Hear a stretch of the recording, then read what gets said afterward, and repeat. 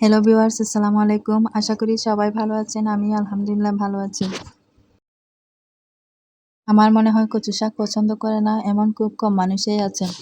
আজকে নিয়ে আসলাম আপনাদের মাঝে কচু শাকের ভর্তা রেসিপি। কচু শাকের এই রেসিপিটা অনেকে ঝামেলার জন্য করতে চায় না, তবে এই রেসিপিটা খেতে অনেক সুস্বাদু হয়। কচু শাকের এই রেসিপিটা থাকলে 1 প্লেট ভাত এমনিতেই শেষ হয়ে যায়। আমরা তো ভাত ছাড়াও রান্না করতে করতে অনেক খেয়ে ফেলি। কচু শাকের এই রেসিপিটা এতই মজা লাগে। কচু শাকের এই ভর্তাটা থাকলে ভাত খাওয়ার জন্য আর কিছুই লাগে না। গরম ভাতের সাথে এই ভর্তাটা থাকলে তো আর কোনো কথাই নেই। কচু শাকের এই রেসিপিটা আমার পরিবারের সবাই অনেক পছন্দ করে। আশা করি আপনাদের পরিবারের সবারও অনেক ভালো লাগবে।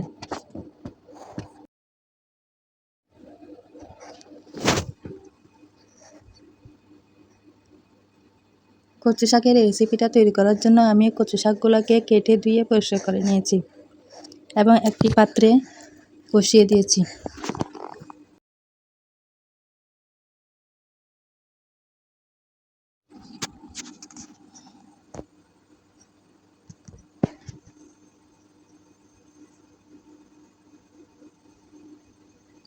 এবার দিয়ে দিচ্ছি অল্প পরিমাণ পানি, প্রায় 1 পাওয়ার মতো পানি দিয়েছি।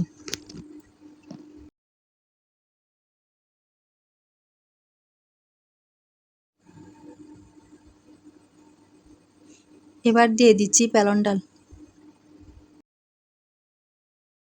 আমি এখানে 1 কাপের মতো পেলন ডাল ইউজ করেছি। এরপর দিয়ে দিচ্ছি শিম, বেগুন আর কাঁচামরিচ ফালি।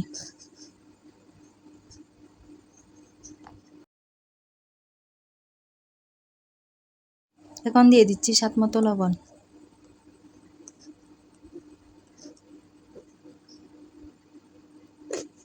দিয়ে দিচ্ছি 1/2 টেবিল চামচ পরিমাণ হলুদের গুঁড়া এবং দিয়ে দিচ্ছি 1/2 টেবিল চামচ পরিমাণ মরিচের গুঁড়া। এবার দিয়ে দিচ্ছি গোটা তেজপাতা।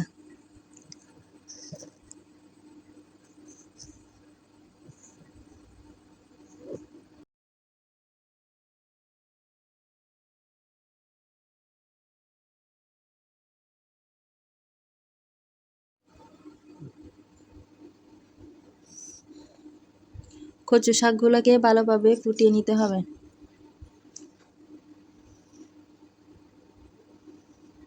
আমি মাঝারি আঁচে রান্না করছি।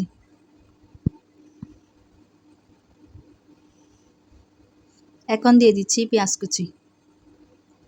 আমি এখানে 2টা পেঁয়াজ কুচি ইউজ করেছি।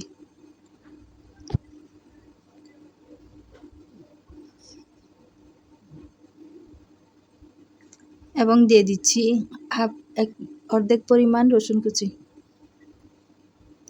পেঁয়াজগুলো বড় সাইজের ছিল।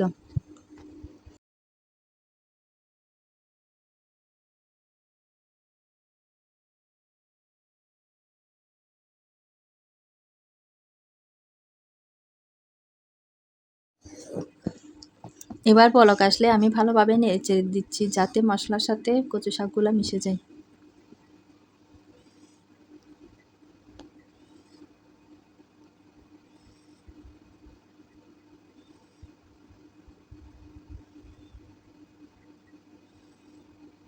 কচু শাকগুলো ভালোভাবে মেশ হয়ে আসলে দিয়ে দিচ্ছি টমেটো ফালি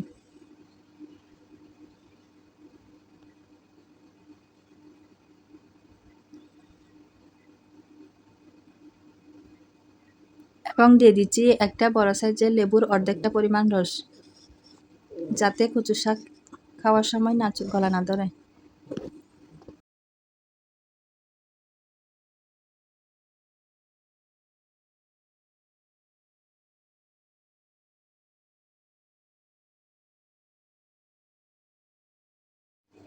এবার টমেটোগুলো ভালোভাবে সিদ্ধ হয়ে আসলে এবং কচু শাকের উপর বেশি আসা পানিগুলো শুকানো পর্যন্ত অপেক্ষা করব, যাতে কচু শাকগুলো মাখা মাখা হয়ে যায়।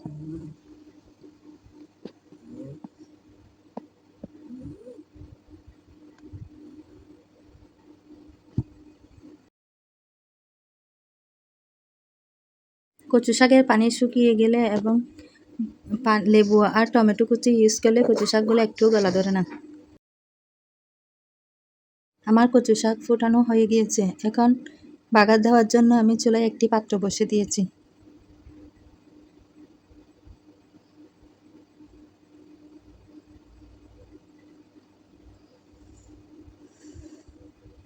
পাত্রে এবার আমি পর্যাপ্ত পরিমাণে তেল দিয়ে দিচ্ছি।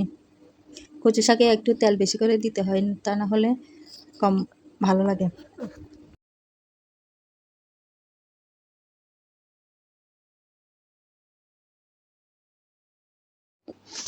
এবার দিয়ে দিচ্ছি একটি বড় সাইজের রসুন কুচি।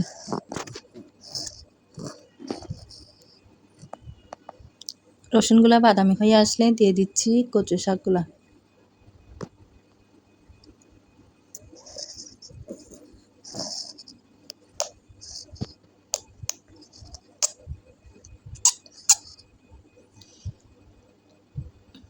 এবার দিয়ে দিচ্ছি 1 টেবিল চামচ পরিমাণ মিক্স মশলার গুঁড়ি।